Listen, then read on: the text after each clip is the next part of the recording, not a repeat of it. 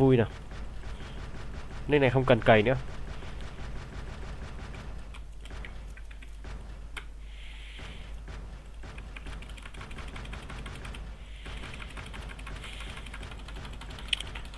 Có một team, không biết là có slot để vào không thôi.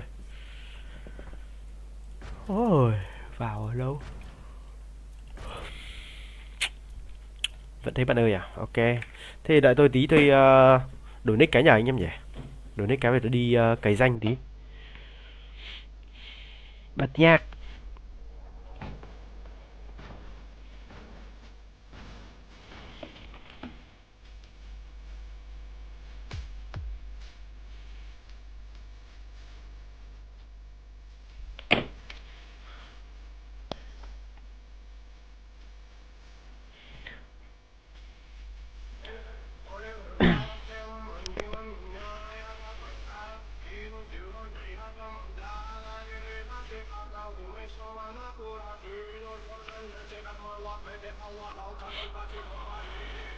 Chờ tí nhé anh em.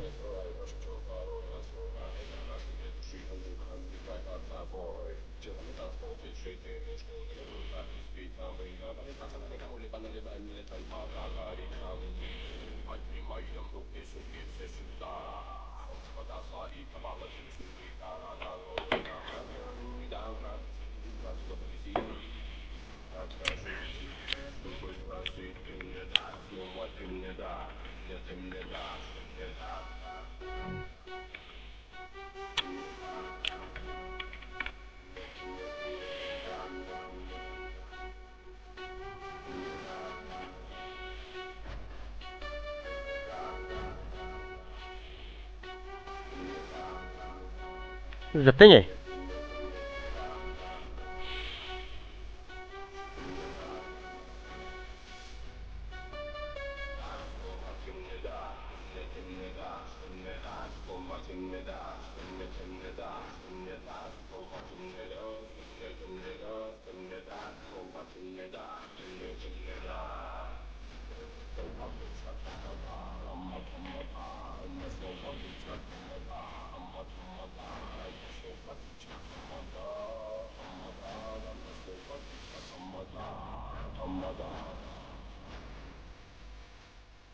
Lắp súng mệt quá, ông nào ông lắp linh tinh hết cả lên thế này.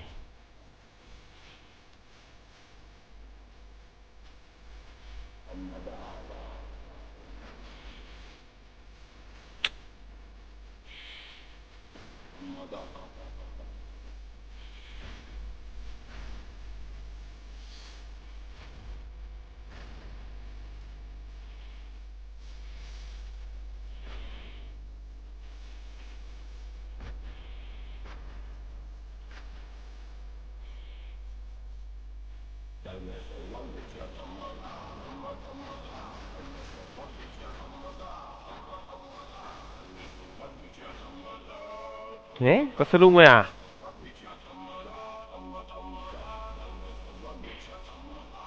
Ừ, có khẩu sơ lung cũng được rồi. Chơi đạm anh em ơi.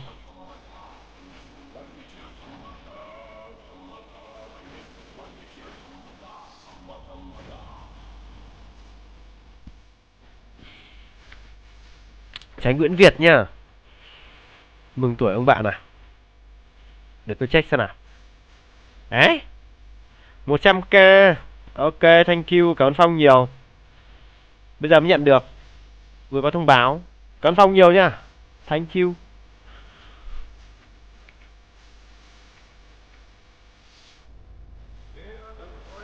Ơ,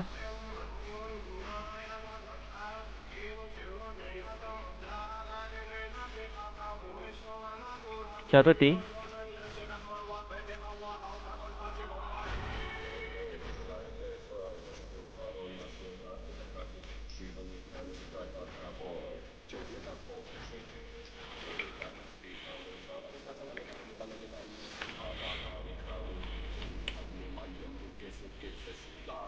Cảm ơn Phong nhiều nhá, tôi vừa nhận được 100k. Nào vào đi.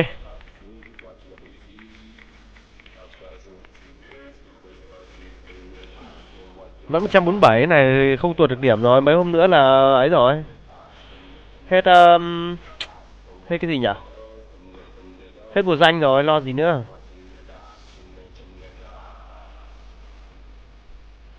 Tìm rồi này.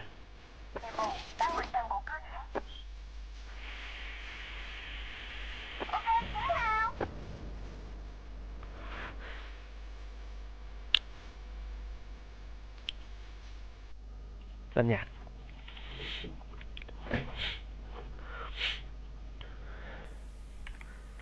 Bạn cài lên nút của bạn đi à? Tôi cài rồi. Ui, gì mà kinh thế.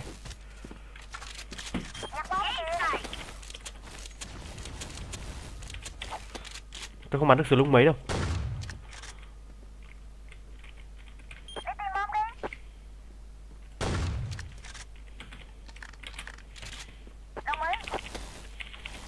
Quen 687 hơn là slung.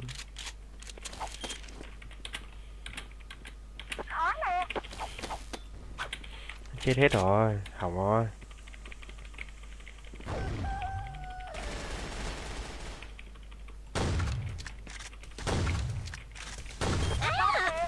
Ái da. Căng đấy nha, cứng đi nha. Không phải đùa đâu.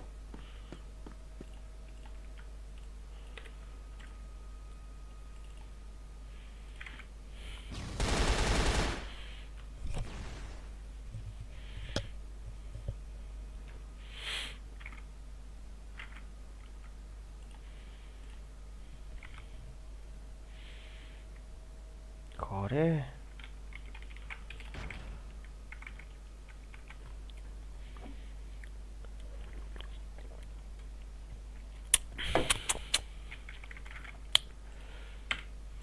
Để tôi vào Discord tôi hỏi xem có ai đi không nào.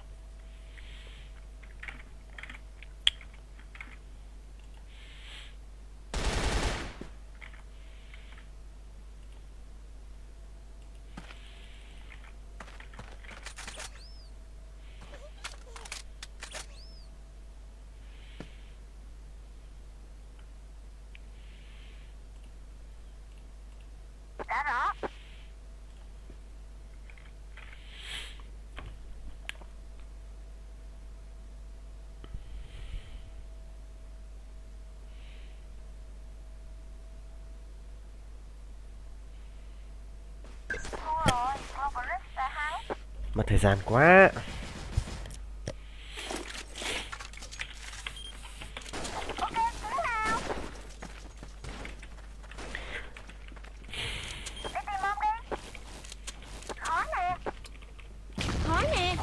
Sao thằng kia chết rồi?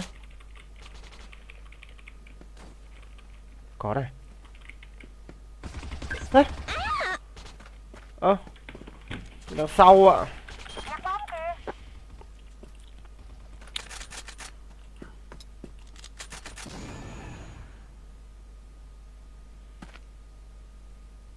Thôi lên ngắm nhá. Slow không được đâu. Bên kia này ép linh tinh quá. Ép cá cầu. Ép đú các kiểu.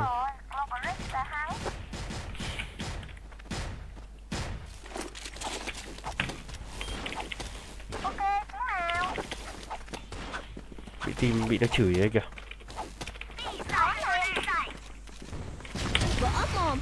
Chết đi mày.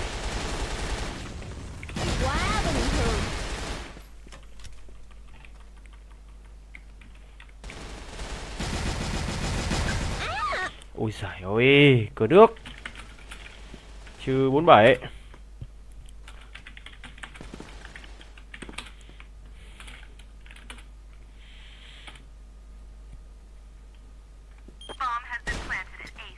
Bắn cái gì thế?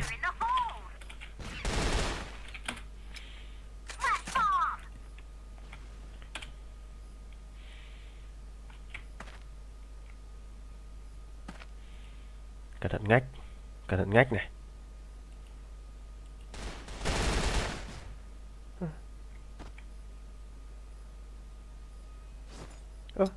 Ăn liều đạn này. Mẹ phát lìn ạ.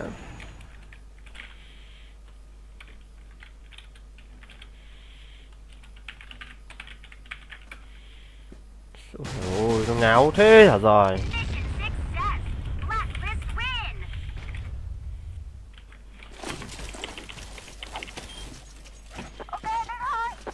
Thế này.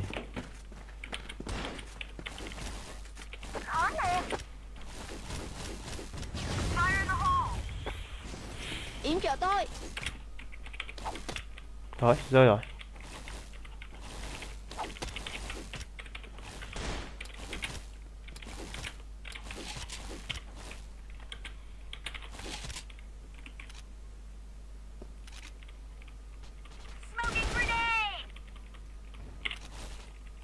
Lựu đạn nè, né đi.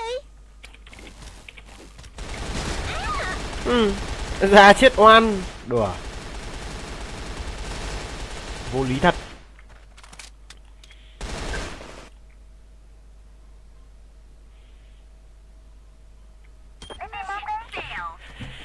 Ai à. Hình xăm đẹp thế. Giáp Thìn 2024.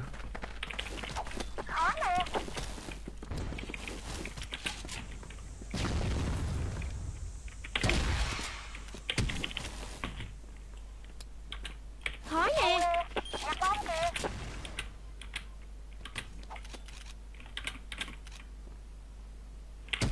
Ăn lựu đạn này. Lựu đạn nè, né đi.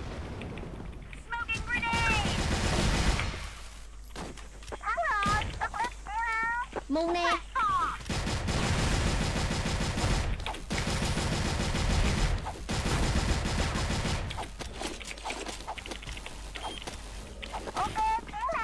Yểm trợ tôi, cần hỗ trợ. Lên được 2 là ngon rồi.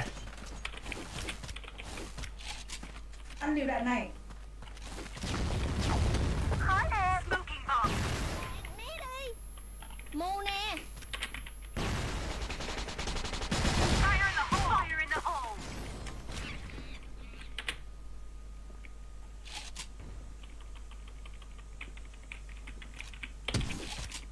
Quá bình thường. Khói nè.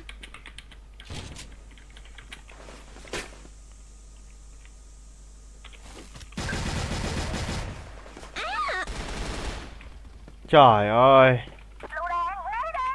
Câu mồm. Trừ 64 trừ 70. Làm tròn đi mà. Cho sĩ lương nhá. Mà xây trừ 70.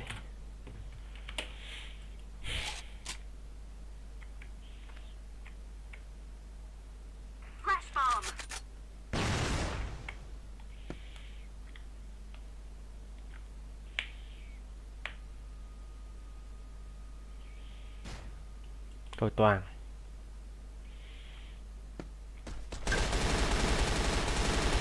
Và trừ 70.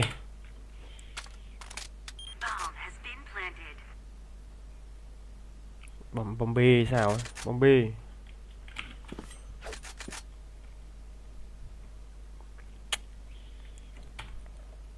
Tôi ăn 2 rồi, hỗ trợ 1 nữa, hỗ trợ 1 mồm nữa mà không thắng được.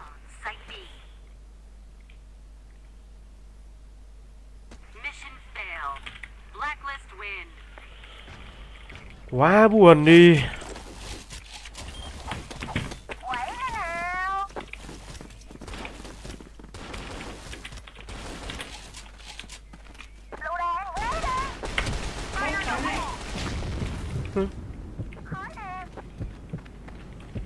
Lựu đạn, né đi. Mù nè.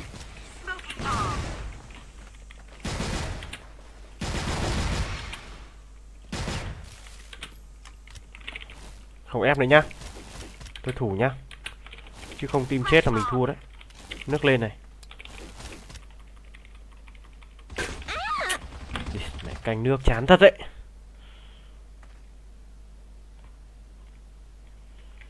Có đủ mãi 2 thằng team kìa. 26, 16, 26. 2 thằng phế rồi, chơi gì?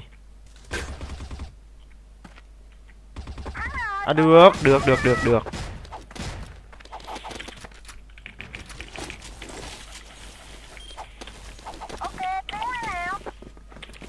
Mày quá. Nó cứu team. Cứu tinh. Nhắm bom đấy. Lựu đạn, né đi. Mù nè.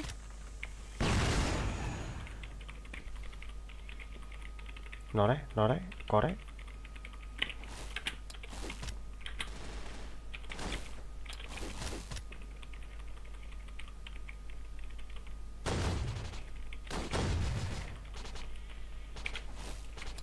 Thoi nè.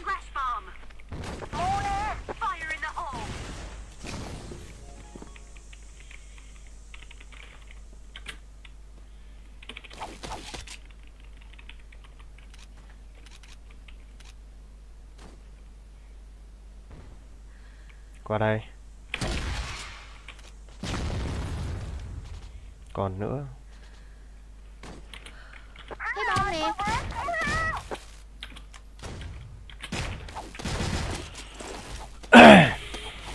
Bốn đều rồi.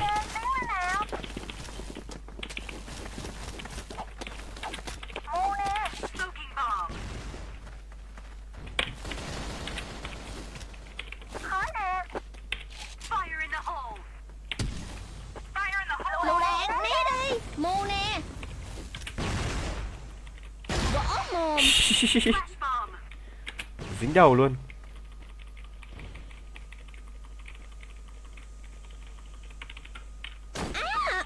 Cái đồ ma nó núp. Cầu 1 ra mid. Thằng này chết này. Mẹ ngu vãi lìn ra. Mid qua B.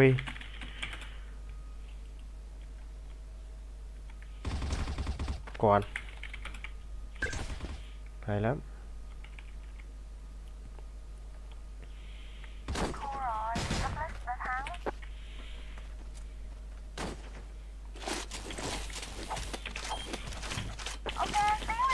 Thôi cho Xuân Thành nha. Hello.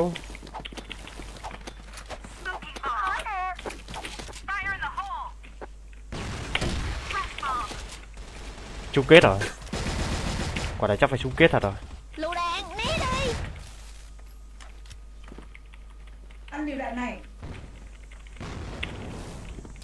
Thoi nè. Lựu đạn, né đi.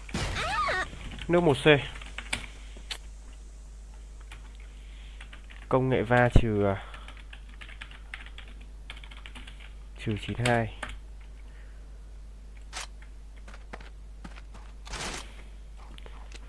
Vớ vẩn lại toang đấy. Team mình nó ngáo quá. Hai thằng ngư rồi.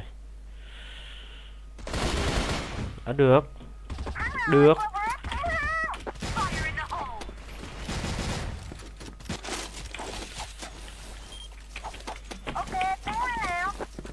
Im chờ tôi. Kinh. Hai bố cuối bảng chỉ đạo team. Ác.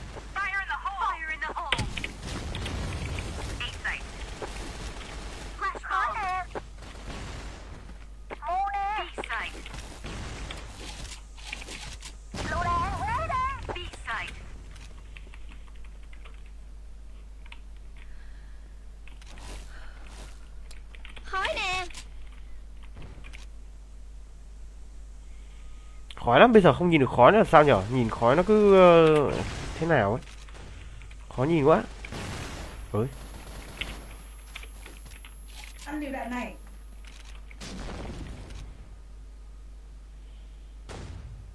Hay rồi. Mít ra này. Ơ.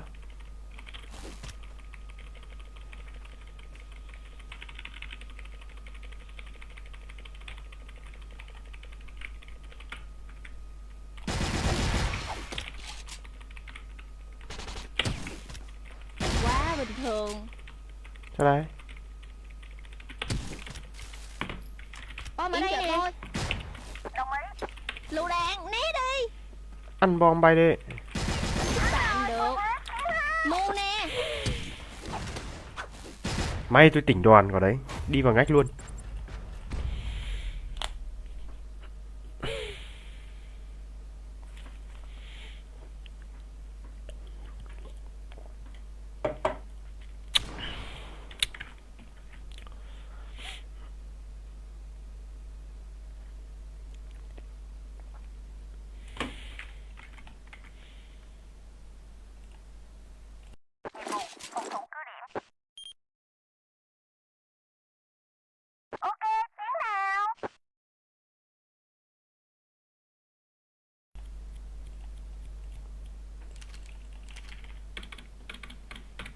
cần hỗ trợ.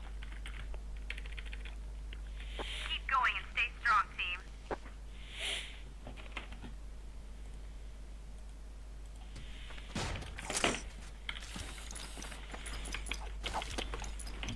Smoking bomb. Fire in the hole. Blast bomb. B site.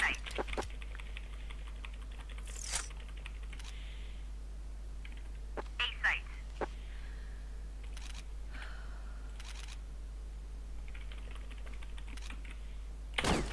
Ủa, về đây.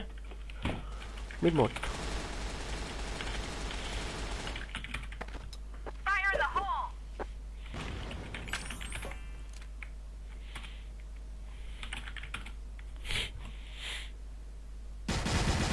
Hay quá.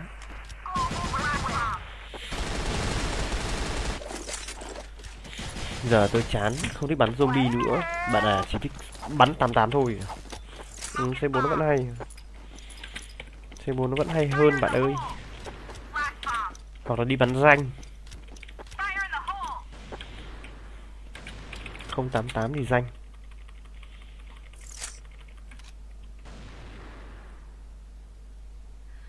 Nó me đấy.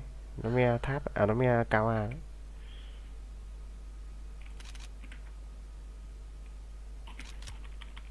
Ui.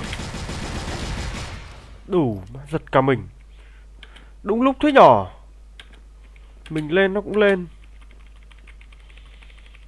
Đi. Đánh A cũng nên, đánh B cũng nên. Bom đặt rồi nhé. Khói nè.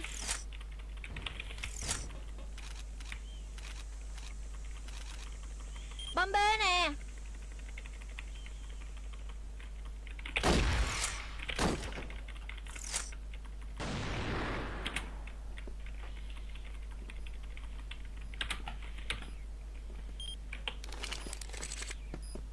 Blast bomb. Có bom rồi. Bom lại kín thế này. Tốt lắm. Ok, tiến lên nào. Bom lại kín là ngon quá. Smoking bomb. Fire in the hole. Blast bomb.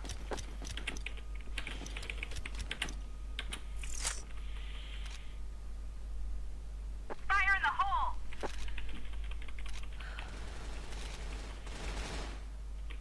Thằng MT Can You nó ở đây này. Smoking bomb. Kệ nó, lên.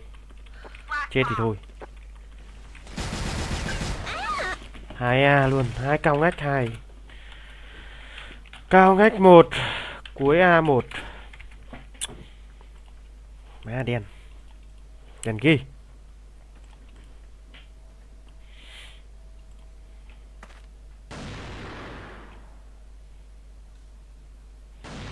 Mission success. Global risk win.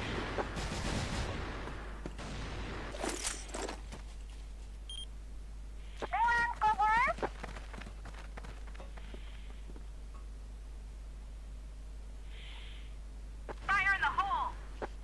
Blast bomb.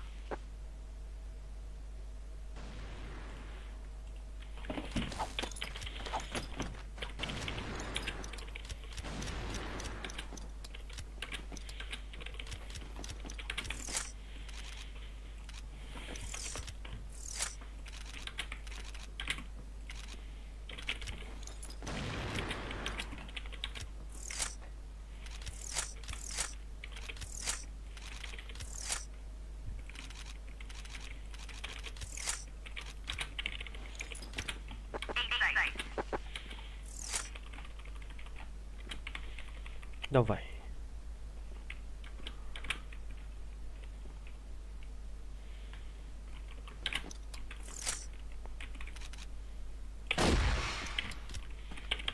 Thằng này hầm B đúng không? Chuẩn chưa? Mid. Khói nè.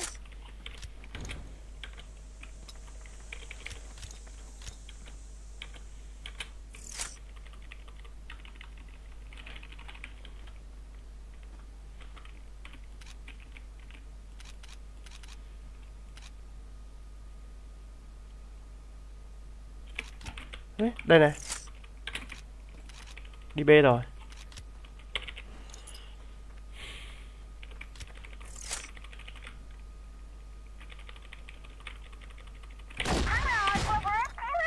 Lựu đạn, né đi. Mu nè. Ok, thế nào?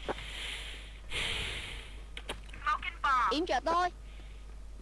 Cần hỗ trợ. Fire in the hole. Smoking Cần hỗ bomb. trợ. Flash bomb.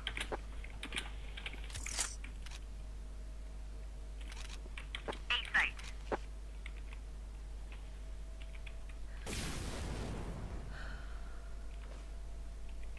Nghe có đây. Nó lên đấy.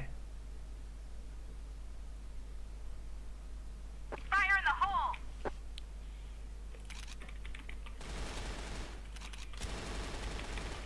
Okay.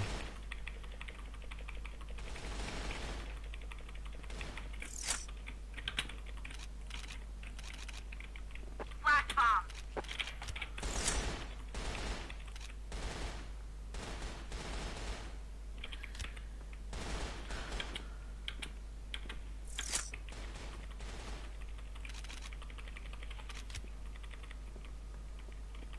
Smoking bomb.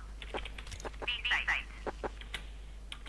Ui, hầm đâu? Ui giời ơi.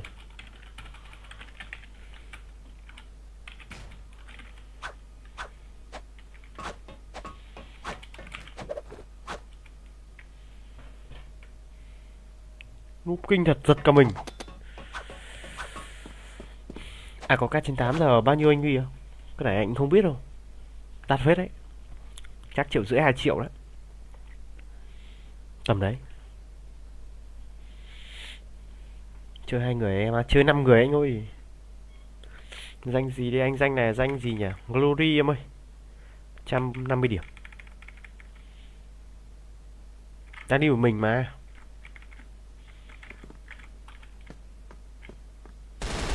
Mission Hi. success. Global risk win.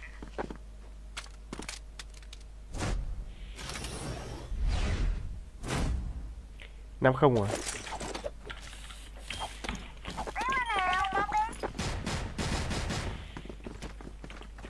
Smoking grenade. Fire in the hole. Fire in the hole. Mu nè.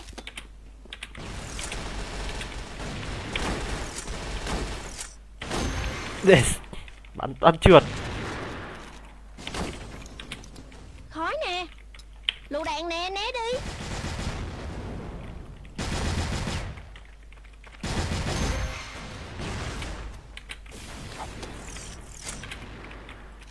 Quá bình thường. Win luôn. B site. Thằng này chắc trong A. Trong A rồi.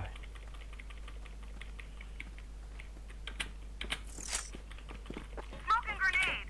Fire in the hole. Ngách A. Đây rồi.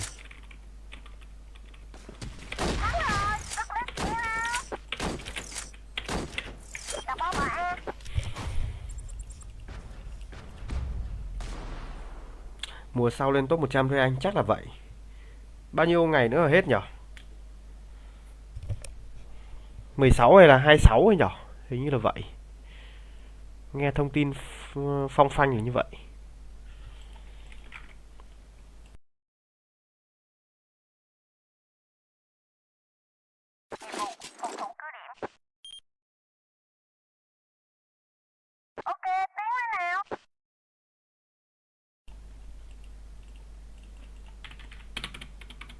Cần hỗ trợ. Affirmative.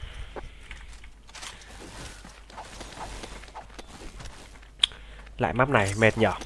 Bắn cái map này mệt lắm. Rộng. Nó lâu.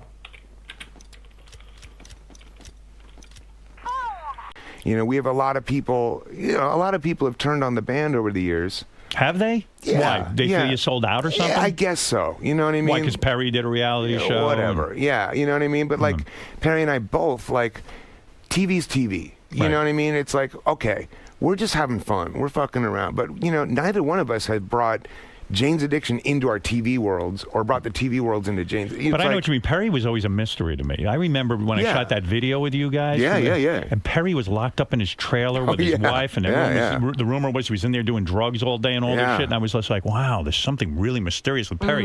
And then when I see him on a reality show, while I love watching Perry, it's like, that takes away the mystery of Jane's Addiction. Jane's Addiction's one of those cool alternative bands. Yeah, I hear you, but like the option is that he could just vanish and disappear. Right. You know what I mean? I don't blame him for doing it. It's just not the same, though. It's But not. you do have the question, is this good for the band or is it bad for the band? Well, nowadays it's good for the band because you don't sell records anymore. It's more about touring. And the bottom line is that, I mean, sadly, the younger generations don't know any different. Right. The people that are going to potentially buy tickets and records and come and support you don't know what it was like. Are you set for life financially? You don't have to work, do you?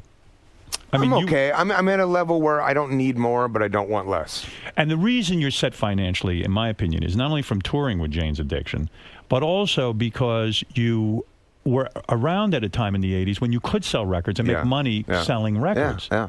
So it's different for bands today. They don't It make really that is. kind of money. Well, the problem is also that, like, now you're looking at labels, and, you know, far be it for me to complain, I'm with a major label, but, you know, most of them these days don't, you know, if Stairway to Heaven came out today, it wouldn't lost. get on the radio because No. it's too long. You know what I mean? It's too long, and there's no radio stations that play that kind of music. Yeah, there's no artist development. If a band gets signed now and they have a single that comes out and it doesn't hit and it doesn't fucking generate an income, that band gets dropped and tour support goes out the window. What went wrong with you and Carmen Electra? You're such a, you know what went wrong? I thought you two kids were perfect for I thought each we other. went over this last time. No, You wanna what go the over it hell again? went wrong? Go over it with me one more last time. All right, let's I do got to this. put this to He rest. can't believe it didn't work. I mean, Yeah, I mean, first of all, when we got married, I came on the show and you guys told us it wouldn't work out. Now you can't believe it. I never have been. Listen, I've never been inside Carmen Electra, but I would imagine. I mean, I mean, when you just put your penis in there, and I mean, it's so much fun. Is she not good in bed? You would think, you know, I mean, you would think that, but see, as you well know, at a certain point, they become real people. Right. You know what I mean? Couldn't she just keep her mouth shut and stay like a magazine? You know what I mean? ad? If she had the ability to turn into a pizza, then we'd be set. I always heard with you guys, I'm privy to some inside information. Oh, yeah, go ahead. The thing that destroyed the two of you, there were a lot of issues, but the main issue was that she does not like to stay home at all, that she constantly wants to be photographed, to be in the press, and was constantly thinking about career, and she would take off and leave.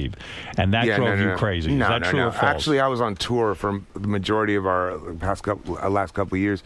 You know, no, that had nothing to do with it. She was and is very into, as far as I know, very into her career and public persona and whatnot, although I haven't really seen much. Where is she? That's a good question. You're not in contact? No, I don't really talk to her anymore. Wasn't it painful for you when she started dating other people? You couldn't even look at her? You didn't want to see? So you must have been in love with her on some level. Well, I'll always love her, you know, but I think that, like, the romantic thing, that whatever that mechanism was, has long died. You know what I mean? But were there a lot of fights? Not really. We weren't really like that. We just Did it just fizzle out? Yeah, I'll be honest with you. Like with her career and my career, we just ended up being roommates. Like, wow, and she's so hot. You mean you got to the point? This is what a stud you are. At some point, you would I like the spin. Believe me. Yeah, at some point, you would lay in bed with her and not even think about fucking her. Isn't that something? Can you imagine getting so much pussy that you don't even think about fucking Carmen Electra and you're in the bed? But wait a minute, he wasn't getting outside pussy, was he? Praying that she'd fall asleep so I could put on, you know, last week's episode of Rescue Me. Really? Please fall asleep. Please fall asleep and leave me alone. Wow. I know what's going on with Rescue Me. Like, you know what something it's crazy? like. You know what it's like, man. Come on, you know the deal. It's like it just happens. But what happened? I mean, you fell in love with her. You had a. You know what, maybe you got married too quick. You had a I don't know about that. I really think that, you know, without blowing up her trip, because I'm not about that, you know, and you know I'm not going to do that. But she, you know, she was very busy. I was very busy. Was she boring? And there was no, she's great. You know her. I she's love her. Funny and she's smart. She's way more hardcore than people know. You know what I mean? Like she's way cool that way. It's just hardcore sexually, you mean? Yeah, but just attitude-wise, I'm like, doesn't really give a fuck. You know, she's I mean, lack of better words, she's fucking ghetto. I mean, she's from fucking Cincinnati, and she's a fucking brawler, and like she used to beat the shit out of girls that gave her shit in high school. You know, she doesn't fuck around. So I loved that about her. But like, you know, at a certain point, with her shooting movies and me on tour and then coming back and not really catching up with each other, you know, shit happens, and it wasn't like nobody really fucked anybody over. It was first just time like, she got naked for you, though. Were you beside yourself? I mean, did you come very fast? Yeah, I mean, I wasn't really beside myself. I mean, it was like... Oh, you get a lot of pussy, that's why. You know, it was... But to be honest with you, it wasn't like, at that point, it wasn't like, you know, she wasn't quote-unquote Carmen Electra. She's just like this chick I was dating. You know what I mean? Like, that's the truth. Like, Jesus Christ. Will you stop moaning like I'm that? moaning. But I mean, honestly, release my poison, Ron. But to be sincere, like, because you're bringing it up, and honestly, I haven't really thought about this in a long time. I don't know what she's doing work-wise. I haven't talked to her. I hear she's getting married. That's possible. Really? You heard that? And I read that. I think in one of those magazines. I hope that. Yeah, but come on. Yeah, you can't look through that shit. Well, that shit's real. It's real. I'm telling you, it does. He believes. Would you ever sleep with her again? No. No way. No. Wouldn't go back. No. Are there girls you slept with that you would go back to? Not. I'm not a real like once go you're back done, and. that's You're it. done when you're done. How long were you banging Tila? I mean, how long were you dating Tila Tequila? No, we just hung out we just had dinner a couple of times. Yeah, it wasn't. We weren't quote unquote dating. Do you know she has like multiple personalities and all that kind of shit? Stop it. She didn't go over that with you, did she? But she went over it with me. Yeah, I didn't. You didn't have to deal with all the kids. I met 5 of her personalities. I didn't hang out with her that long. You know, it was. I met 5 of her personalities, and 2 of them actually I could stand. She would only reveal that to a radio person. I'd bang at least 2 of her personalities, Little Tequila and the other one. You know, she and I. You didn't fuck that English guy that's inside of her, did you? Owen, I believe his name is. But no kidding, huh? Boy. See, yeah, we didn't. First of all, she and I didn't hang out all that much. We met at a party. We went and had dinner a couple times. You know, it goes down fast, man. She's one of these girls, like, you know, she drives like, what is it, a baby blue Lamborghini. Look at me. Like, she makes a fucking ordeal of when she goes anywhere. Right. You know what I mean? So yeah. She shows up somewhere, and it's like the fucking circus is rolling through the street. And God bless her. Do you feel like you're part of the circus? No, but what I'm saying is that attracts the cameras and the people and the onlookers, and you know, I think to agree, she fucking wants that. Oh, you know? Absolutely. And I don't want. want. That's her job. Yeah, I don't want that. No, man. You don't know like what that? I mean? So like, if there's a powder blue Lamborghini in front of my apartment, right? You know, it's real hard for me to deny anything. But and in a way, don't you feel sort of used because you're a famous guy and you're high profile, and then she's saying, well, maybe I'll bring him along and that'll get me in the press too. I don't care about that. You know what I mean? Because at a certain point, it's like it's a give and take. You know what I'm saying? In December 2010, Dave was spotted making out with Charlie Sheen's ex-wife, Brooke Mueller, outside a restaurant in Aspen, Colorado. Really? You attracted some really screwballs, aren't you? Yeah. I mean, you well, really actually, do. Yeah.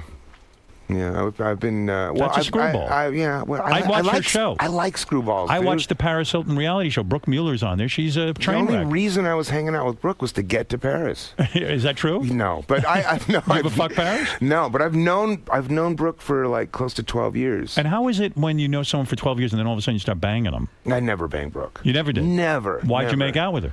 That was actually. Listen, I like to add to the mystique as much as the next guy, but that was actually not an accurate report. As a guy who, is a drug addict, yeah, is it dangerous for you to hang around with someone who is having a problem? I mean, can't she suck you back into the lifestyle?